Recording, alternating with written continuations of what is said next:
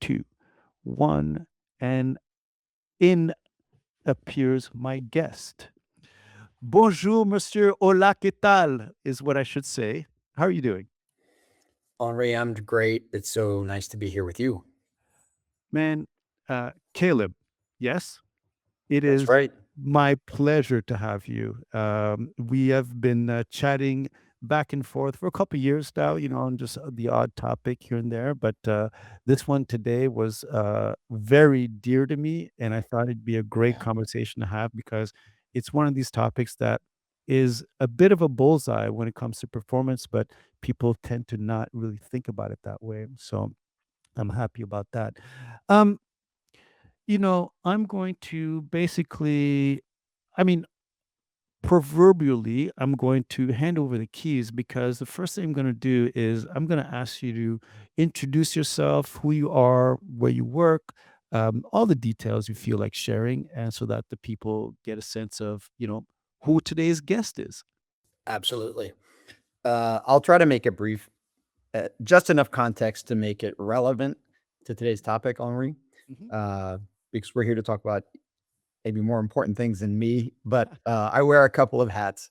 I am a managing director in KPMG's advisory practice for cybersecurity, uh, and I've been doing that for about 10 years. I'm in Austin, Texas, and that leads me to my second of two hats, which is I'm a co-founder of the Texas Cyber Alliance. Mhm. Recently kicked off, and important and exciting work to be done there. But that's me.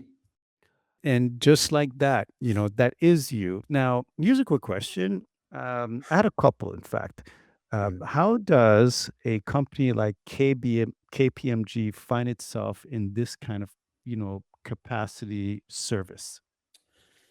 Wow. Well, like a lot of consulting shops, we're very flexible and we go where the demand is and the need and our clients are. Mhm. So, I'm sure we're about to get into this in the broader topic, and maybe this is a great segue, but I feel like large organizations, I mean, the cybersecurity writ large is a big challenge for just about everybody because the goalposts keep moving and it gets harder all the time. Mhm. And we're not really always good at the basics. So plenty of opportunity and focus there. Our topic today, I think, is not on the radar of enough large organizations. Mhm. Uh, so, I doubt that they all have thought about this, to be honest Mhm. with you. Some of them, in my experience, when you bring it up, they say, oh man, that is important. And Mhm. then they maybe say, and we've got a bunch of other priorities. But, Yeah. Yeah. at least with work like today's show, we can say that we've raised a little bit more awareness for folks like them because Yeah. you and I think, believe that this could be really important someday. Absolutely. Absolutely. Um, Hold that thought for 10 seconds. Yep.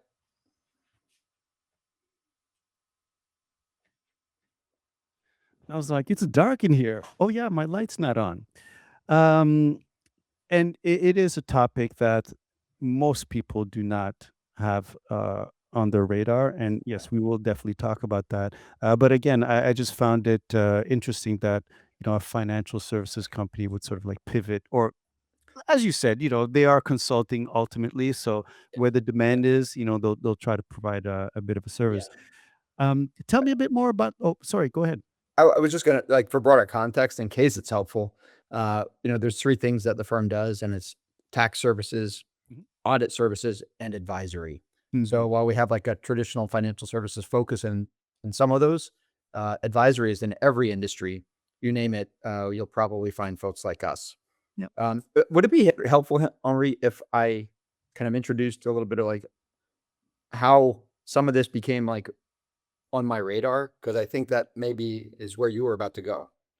Absolutely. And in fact, part of the process of the show is to basically ask someone, hey, how does, this topic, come onto your radar? And I'll give you some quick examples, Yeah. just to give you an idea.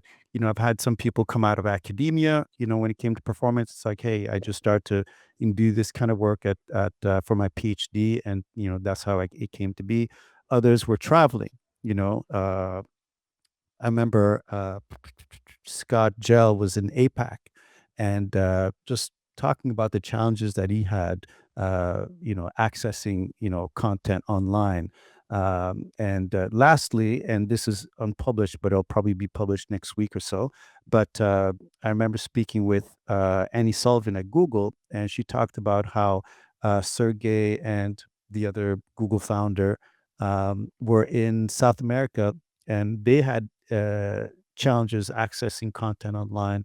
I think early 2000s, and she said they came back to Google and were like, "Hey, this should not be the case. How do we solve this?" So, everyone's got their own little story. I'd love to hear yours.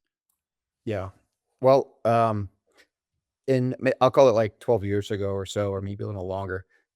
As my cybersecurity career began, like getting steam and trying to make the world a little bit less risky of a place, I also started developing an interest in, like a tangential interest in web performance. Mhm. And I found the works of folks like Ilya Grigorik and high performance browser networking, I think was his book.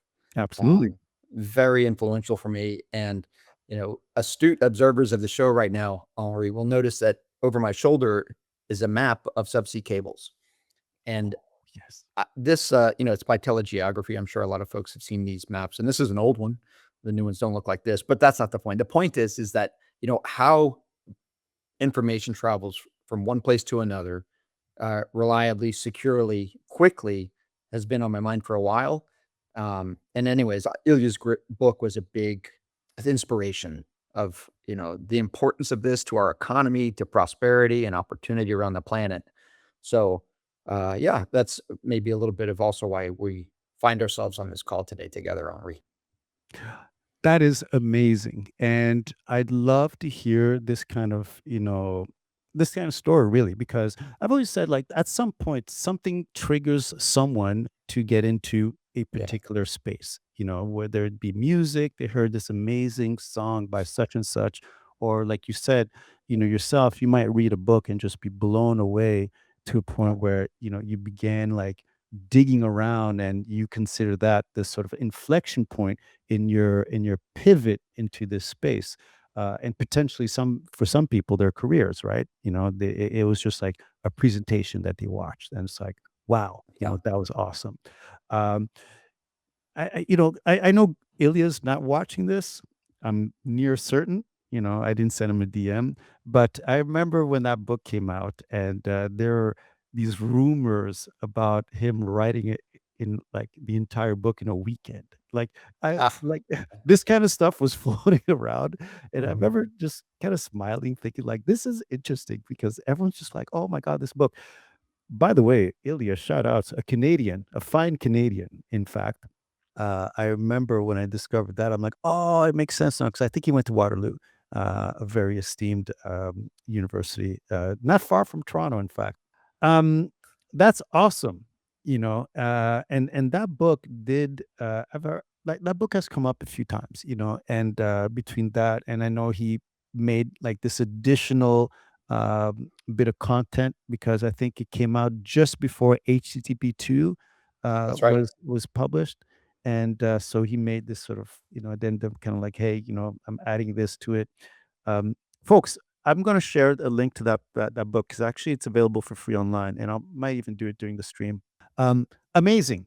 I love to hear that. Thank you for sharing. So let's really get into the topic then because, Yeah. um, there is so much to cover here that I sense that it could go in a bunch of different directions. But the first thing we'll do is talk about this initiative that you sort of published, which is called Slim. And let me know if like I can share it whenever you want to, but I don't know if you want to just talk about it to start. Yeah. Let me here's the problem statement, and maybe we can chase it from there. Mhm. I think, as a licensed cybersecurity guy, I'd spend a lot of time thinking about bad days and risk.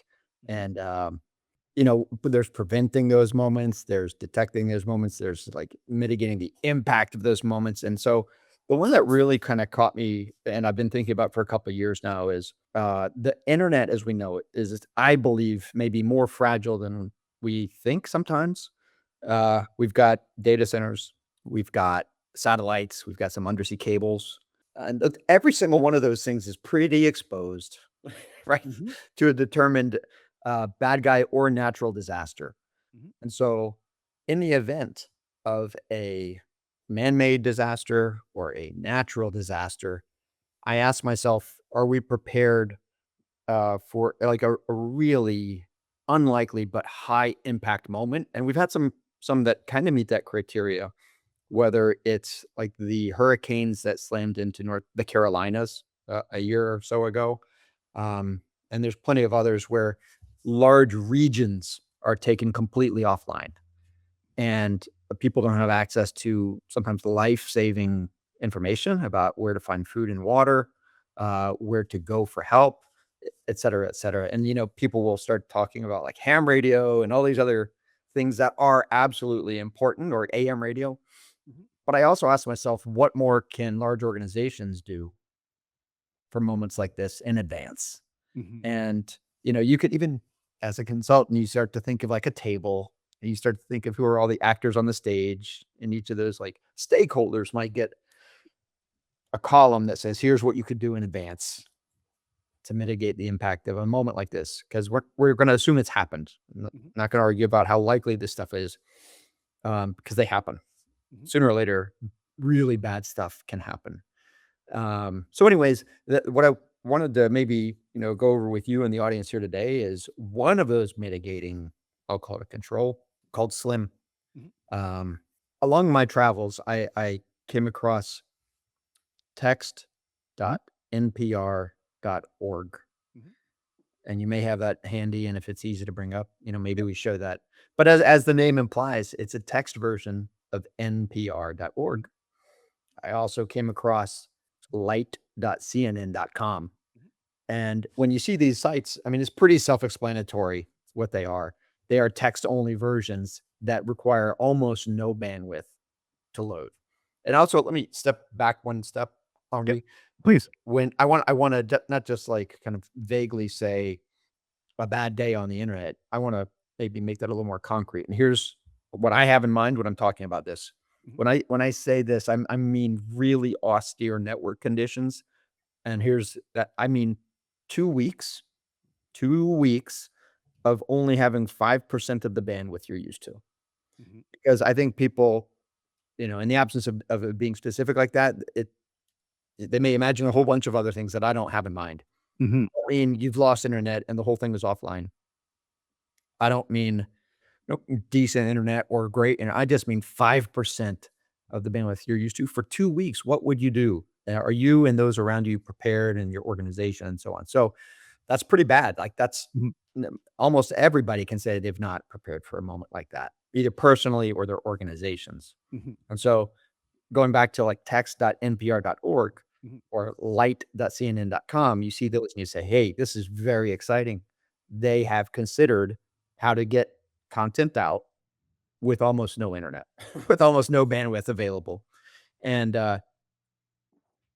so I said, this is great, no action required, because this is like a muscle people have. But plot twist, Henri, not many people beyond I mean, yes, there are, I'll say like, we'll call it 20 Yeah. places on the whole web, and I'm not exaggerating too much, have something like that.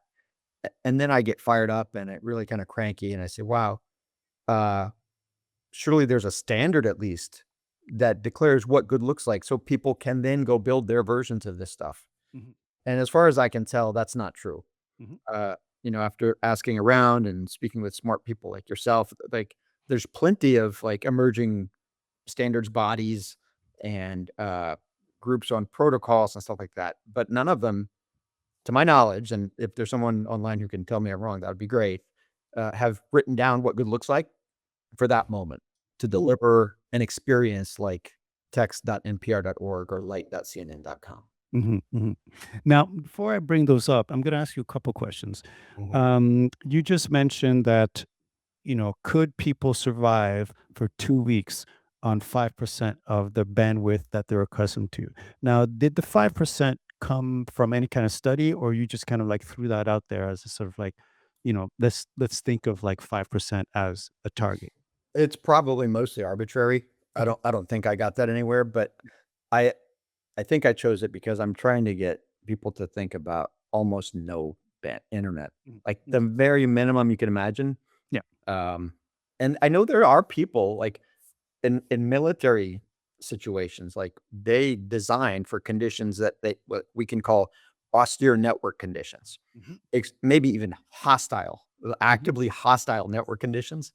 And I'm sure they have somewhere written down what they expect of their suppliers and people who make their equipment. But for the life of me, I can't find that for the rest of us. And mhm. so, yeah, You know, um, like, and again, this is something that I'm sure some developers understand and know about, but even all the developers do not. I'll give you a quick example. I remember, you know, with this rush to vibe code and this ability to sort of like whip up an app and even publish to like the Google Play Store or the Apple App Store, whatever it may be. There are requirements by the app stores to be able to, in particular cases, I guess, because I've never published an app, but I remember reading someone's social post saying that their app was rejected because it did not work offline.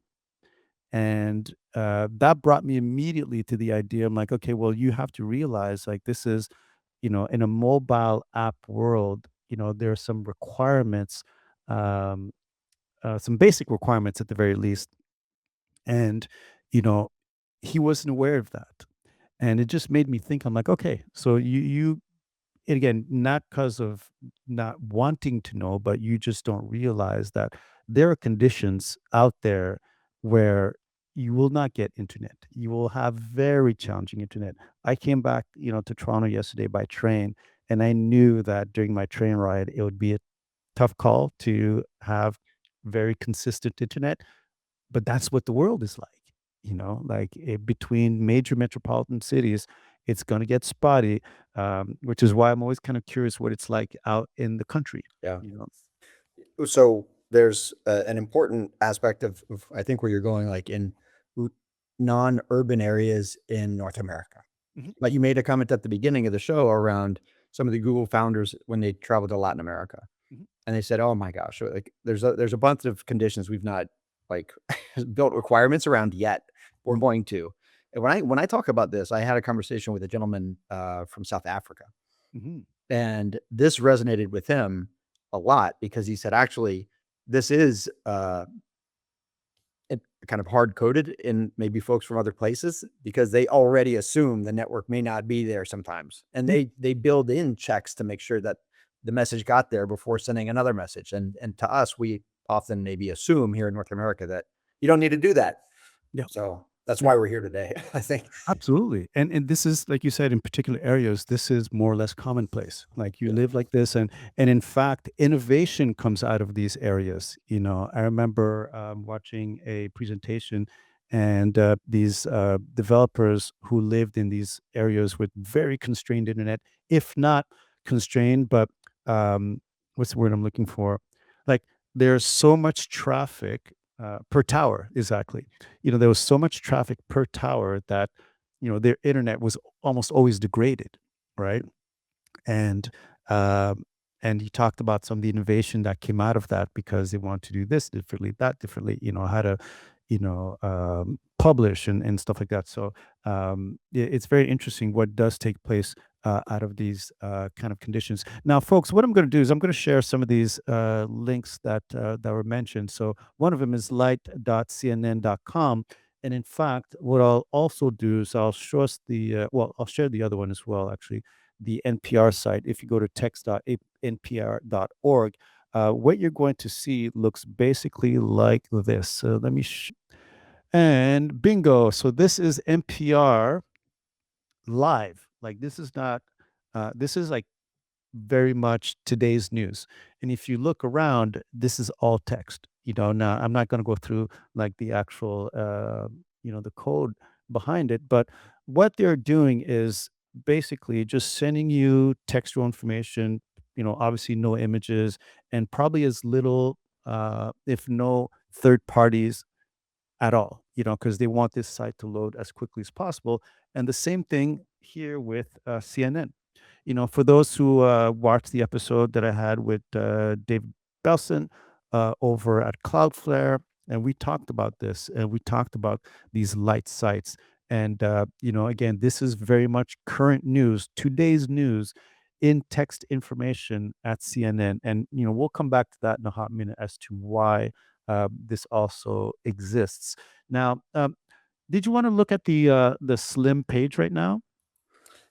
Yeah, we can bring it up. We definitely don't want to read it, Yeah, we should do this. Well, you but know what? we do we want to expose people to it. Yeah, yeah. Okay, so let's take a quick look at it, and so we could sort of like dive into what SLIM is all about. So SLIM stands for Structured Low Bandwidth Information Markup, and this is the V1 proposal draft, last Yeah. edited a couple weeks ago. Tell us a bit more about that. So, like I said a moment ago, I hinted that nobody, to my knowledge, has written down what good looks like to produce the experiences we just looked at on those two other sites. Um, and just off the top of your head, Henri, you said a couple of the things that are in this document. You said, no calls to third parties, um, no like no crazy CSS or JavaScript, or it's all a single fetch. And as folks read this document, I think they'll say, okay, well, this is all pretty intuitive. There's nothing crazy here. And I guess I'm encouraged to hear that. But I also, there's two things I think an audience might say when they see this, maybe more, but they'll say, okay, like this is a no brainer. Like, why do we need to write this down? Because I'm hoping that we don't need to figure it out on the fly during a crisis. And I'm hoping that in due course in our backlogs, we can prioritize this appropriately for consideration later now.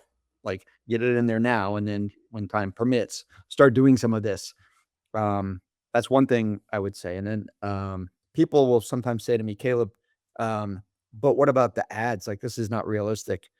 We what about delivery of ads? Nobody could ever do something without like third pet fetches to third party sites or resources. And I say that yes, and this is not meant for that moment.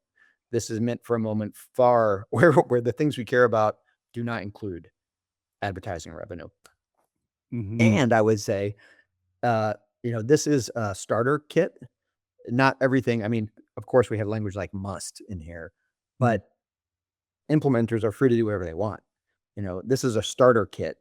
And maybe if you even did like 9 out of the 10 or whatever the numbers are, things here, you'd be way ahead of your preparation for this terrible moment now. Hmm. So, I remember going through it, and a couple of things came to mind. Because originally I was like, are we creating markup for this kind of situation?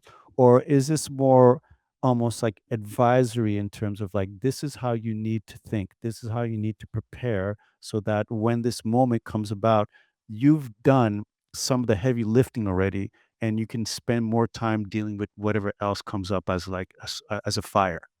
Yeah. I think it's advisory. There's certainly like some things in that list that are higher priority than others, and that's why we have the shoulds and the Mhm, musts. mhm.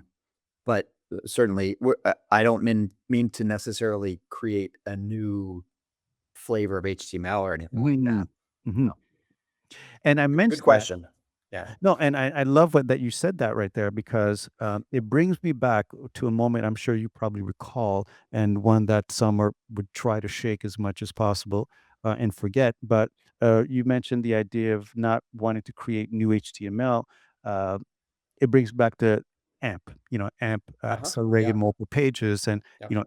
AMP keeps coming up, and I look forward to hopefully having multi on multi. I'm telling you, I'm going to start that email chain again so I can get you on here and talk about this because for all the ill will that was developed for AMP, for what seemed like a separate sort of like branch of HTML or Yeah. however you want to describe it, Yeah. it set a tone. And this is what I keep saying that AMP had influence on a lot of developers. It set a tone, and it's one that, again, there are benefits in failures. Like you have to be able to look at a particular failure and draw from it the good parts. And I feel that AMP has not been given that credit for creating a bit of this environment, whether it be people going out and becoming, performance minded, or, you know, the sort of like the intellectual impact that AMP had and was able to, for example, have some influence on core web vitals. This is something that's going to come out soon in this set of videos that I have that I'm going to publish. But this is the reality. Like sometimes these failed projects do have benefits. Yeah, yeah. I was about to say that I hear you looking for silver linings, Henri. A bit, yeah, I am. Yeah. But I do believe that and we'll talk about the CNN the stream maybe a little later, just in some brief details. But um there's a part where he mentioned these unfortunate events that needed to happen for them to learn. I don't know. Yeah, it is a silver lining, glass half full type, attitude. But I think it's the opportunity to share like what worked and why certain things did not. And I think it's important for that to be able to be shared Yeah. publicly. Yeah. You know. Maybe. Go ahead. No, no, no, please. I was going to share that. Speaking of learning experiences and moments to have done things even better, Hmm. uh, I shared with you prior to the call a story about another reason I think this is important. Another, like, I think, evidence that we could be better from moments like the one I'm describing, and that's COVID. Hmm. During COVID-19, uh, everybody, I bet all of our audience knows what page speed insights is from Google. And in the unlikely case you don't know what page speed insights is, among other things, there's a UI online you can go to, and you can put in a URL, and it's going to generate a score of 0 to 100 to tell you your score for how performant and how fast and like how pleasant of an experience it is for your site in a browser. There's a lot you could do episodes on PageSpeed Insights on Re, and I'm sure you may have all already. But the point is, I went to that site during COVID, at the height of COVID, where there was a lot of people dying, Hmm. and I went to in the United States, all 50 states. Each state had their own official COVID-19 resources page, and I said, I wonder how performant these are because with hundreds of thousands of people looking for information that may impact their health outcome, this matters right now because to our point earlier, you've got a lot of people who are not in urban areas who don't have like the best connections back to these sites. Uh, I wonder if we looked how well these perform, and this may be a Let's good take a moment. look at that because I do have the screen to share, and we'll get into that in a hot second. So I'll let you sort of like explain what we're looking at here. Yeah, it might not need a whole lot of explanation. It's Yeah, yeah, it's not good. yeah. Uh, and I bet, if people were to predict like which states score the best, this could be a surprising Yeah. chart. But either way, the point is, at the height of a crisis, when it was more important than ever for health impacting outcomes, like we're very bad at this. We're very bad at this on a normal day. Mhm. I think, like, if you look at the Web Almanac, we see over time how every bit of new bandwidth that's available online, because there's a bunch of resources out there you can find on how much like global internet capacity is and what it is today, and it feels infinite. Mhm. But in the background, what maybe predictably, an equilibrium develops where every bit of bandwidth out there that um, ensures a mostly okay experience most of the time, we consume all of it and more. Yeah. The page speed page size just keeps growing over time. Yes. I'm sure we have the numbers handy, and the deck that you're showing. I also look at that. But the point is, that's normal. But in a crisis, we're not good as well. Like we don't rise to the occasion. We haven't Mhm. spent enough time thinking about how to make sure the very most critical stuff gets to people who need it in that moment. Yeah. Yeah. And this chart reveals that. It absolutely does. And I love that you brought this up because at the time, when we had settled that, our immediate future was going to be indoors and, everything was going to be about what can I discover online? Where's the Yeah. information that I need? Um, I think it was the London Web Performance meetup. and who had obviously transitioned online like everyone else. And I think there was this theme one day, which was like, "Hey, let's look at these, sites where we are now going into to get the information that we need." And the one thing you mentioned, which needs to be highlighted, I believe, is the fact that hundreds and thousands of people are now going to these websites. And the one thing people have to realize, they're all doing it at the same time. You're seeing volumes of Yeah. people hitting the site at once. And folks, something that needs to be mentioned as well. A lot of these sites, if we didn't, and if you did mention it, I do want to apologize. But a lot of these sites are like, these are government sites. These are state, local, you know, whatever. And Yeah. they simply were not ready. And as I look at, I'm not the best at my US geography here, but I think one of those green maps is wait, New Orleans, Louisiana. Is one of them green there? Like I can't tell. Like I'm not the best at US, geography. Yeah. You're putting me on the spot too, Henry. As an American, Ah, I still no. We're both out of it. I we've know got Texas. Alabama, Mississippi, Missouri. We've got Oh, all no, those things that's down there. NOLA. Yeah. NOLA's next to Texas, and I know the shape, so that's not Louisiana. Whatever is next to Louisiana, I don't know what that is, and next to that, I don't know what that is, because 'cause they're on the tip of Florida. Oh, folks, I'm sorry. I'm gonna hear about this. Ah, don't worry, I can edit this out, so don't worry, That's you fine. won't be you won't be a bad guy. But That's fine. the point is that, these sites, uh have to be ready for these kind of moments, and Yeah. especially the South, I would give it, because the South has been known to be, you know, during hurricane season, it's like, "Hey, what do we do now? Let me go to the site." Alabama and Mississippi. Ethan, thank you very much. Someone came to the rescue. Thank you. Uh, thank you, Ethan. I'm so embarrassed.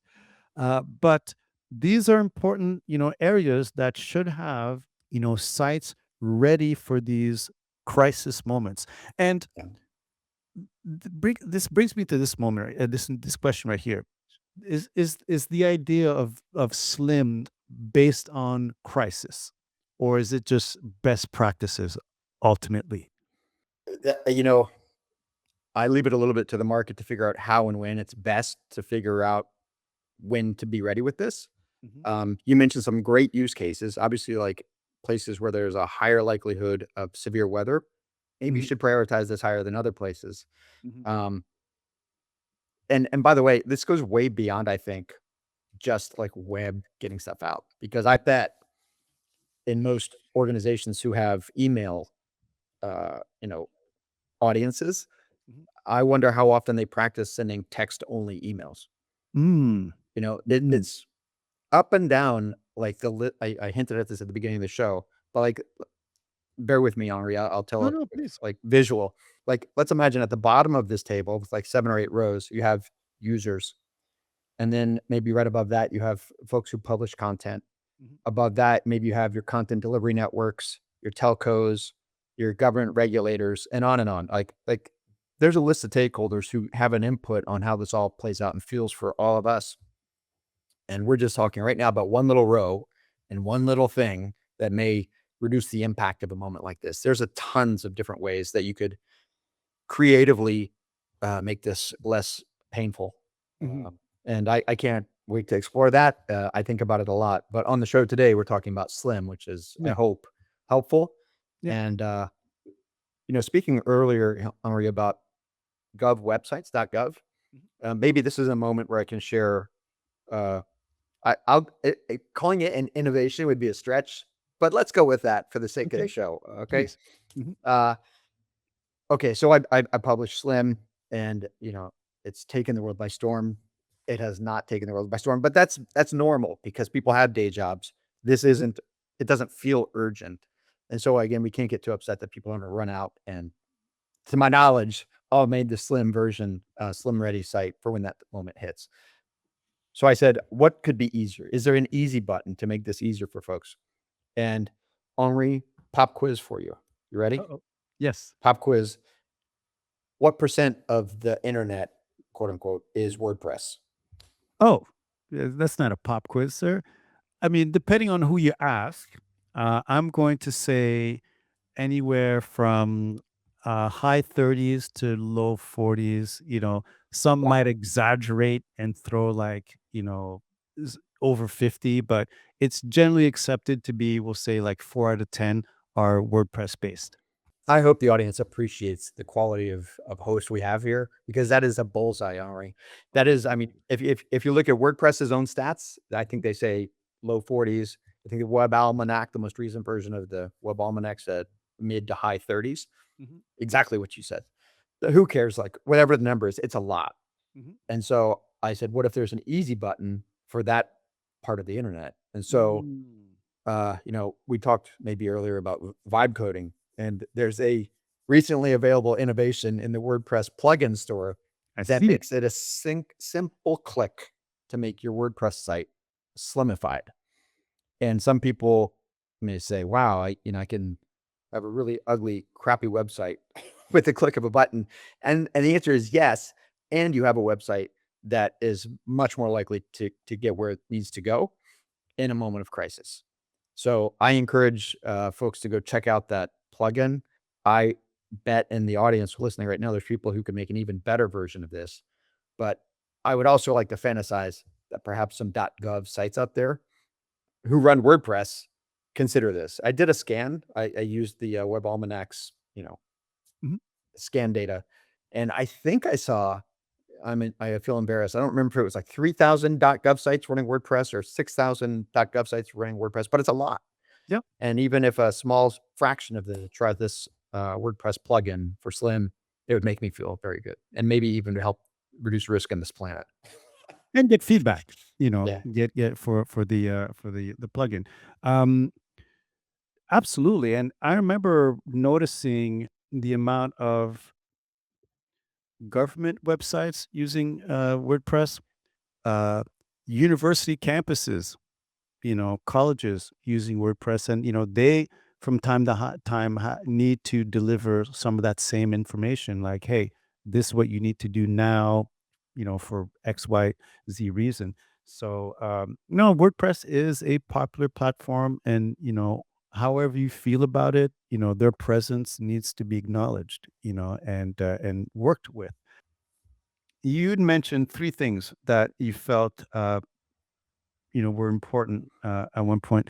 And you mentioned, the undersea cables, the Yeah. data centers, and the Satellites. satellites. Yeah. Now, where do you see out of the three, which one you feel is potentially like the biggest threat to, the need to a slim um, website?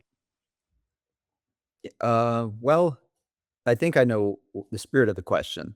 Mhm. And let me just share some recent examples. Please. So, uh, we have seen news reports recently about data centers in the Middle East being targeted now that there's conflict, Hmm. unfortunately, spreading up there. I think we can expect a lot more of that. Hmm. Whether it's, I mean, these very large, visible, exposed in pieces of infrastructure. Like infrastructure is a classic target in any conflict. We should not be surprised that as the internet becomes more important to us, these are on the list, and we see people going after them. For subsea cables, like there's a lot of reports, and even from some of the Cloudflare folks and others, Kentic and Doug Midori are publishing regular updates on damage to subsea cables that may or may not be intentional, that may be tests, right? To see like if folks can get away with it or how easy it is, or maybe it's innocent. That's Hmm. also a possibility.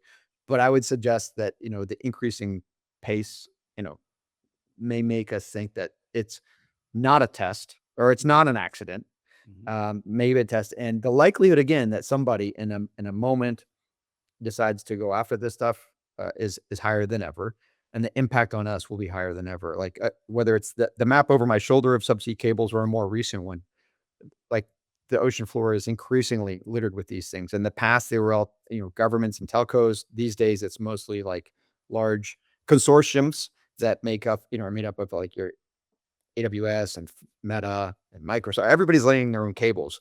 They Mhm. are all over the place. Um, so I suppose maybe it's good that the loads are distributed a bit more, but there's choke points where these are very exposed to anybody. Was that helpful, Henri? Is No, that where you were going? absolutely. No, no, absolutely. And again, this is to set the stage for ideas that people may not even have considered. It's like, yeah, some people believe the internet is it's there, it just happens, and we're always going to have it. But that is very much not the case. And Yeah, as you said, as the internet becomes and the web becomes much more of it's critical um, infrastructure. a critical service, Yeah. as I said with David from Cloudflare when he was my guest. Um, what did I say? It's like, yeah, essentially, it's an essential service, Yeah. and as something as exposed and potentially as even like a simple target now, why not? And we were sharing back and forth in the Slack, reports of data centers just being attacked, Mhm. and that is the reality right now. It's like, if I can turn off the lights, like, how do you respond? And Yeah. that's what this is all about.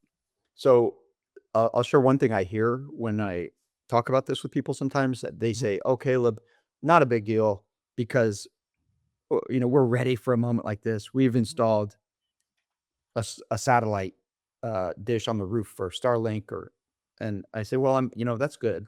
Right?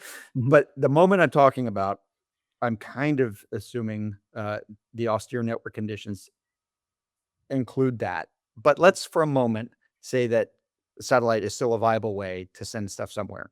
mhm, And now the region is all toggling over to their Starlink connections. I think it's probably when we say it like that, at least today, we can agree that Starlink would be pretty unusable. mhm. And I say Starlink just because it's the most common and popular, uh, Service.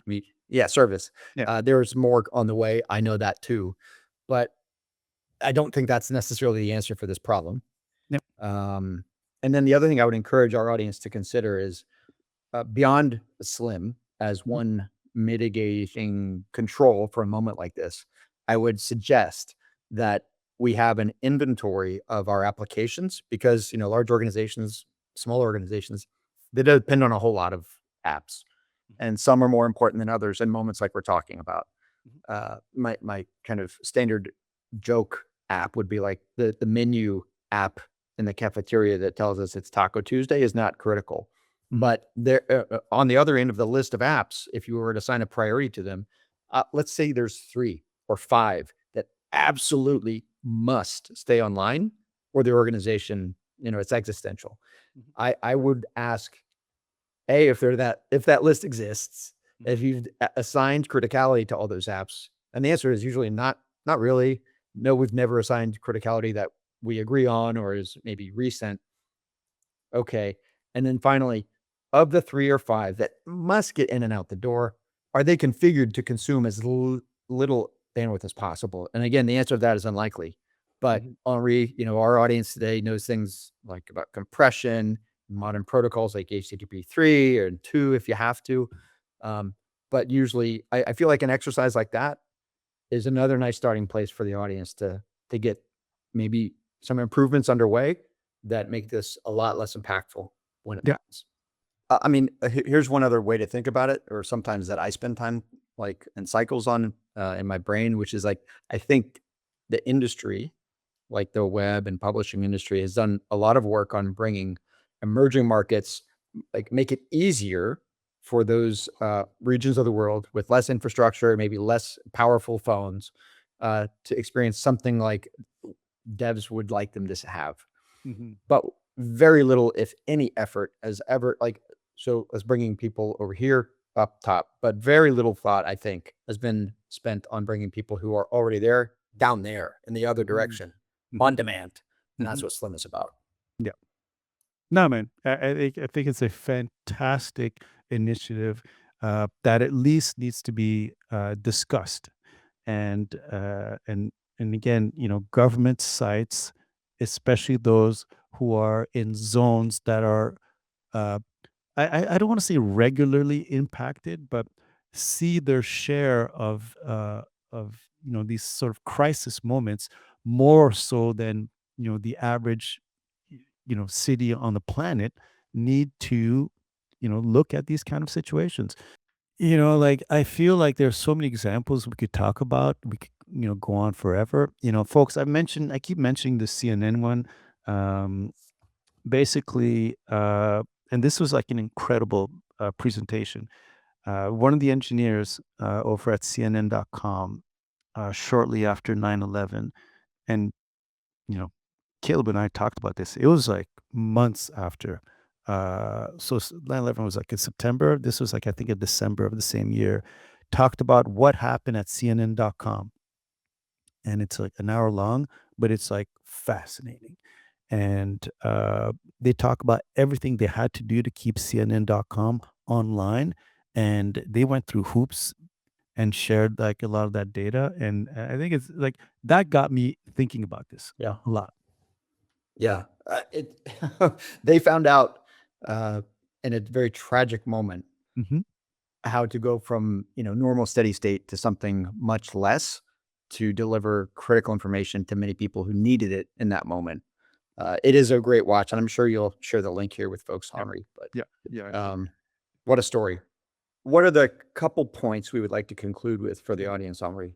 Anything from you or? I mean, I'll let you start. And Okay. since this you've been my guest the entire time, I want to make sure that you're able to sort of, have first crack at it and let people Sure. know exactly, as the expert, might I add, what people should be looking at. I'll give it a stab. So I feel the audience should consider whether it's slim or something else, Mhm. what are the ways you can prepare now for moments where we have a man-made or natural disaster that creates austere network conditions? Mhm. And if it's easier for communicating with your leadership and making a case, describe. You could use 5% of your bandwidth for 2 weeks. What would you do? What needs to be prioritized and must get out the door? And how do you make that possible? Uh, that would be my fantasy. My request of the audience is to explore that uh, because lives could depend on it. Absolutely. Anything else? Is that your main point? I mean, I would love it if folks checked out the Texas Cyber Alliance if you're down here. I also want to send a lot of love, Henri, from Texas up to you in Toronto Oh, and thank all of you. our friends north. Yeah. Um, it's good to connect, and these conversations are important. Yep. And I meant to actually ask about this Texas Cyber Alliance in like a quick elevator pitch. Can you let us know what they're about? Yeah.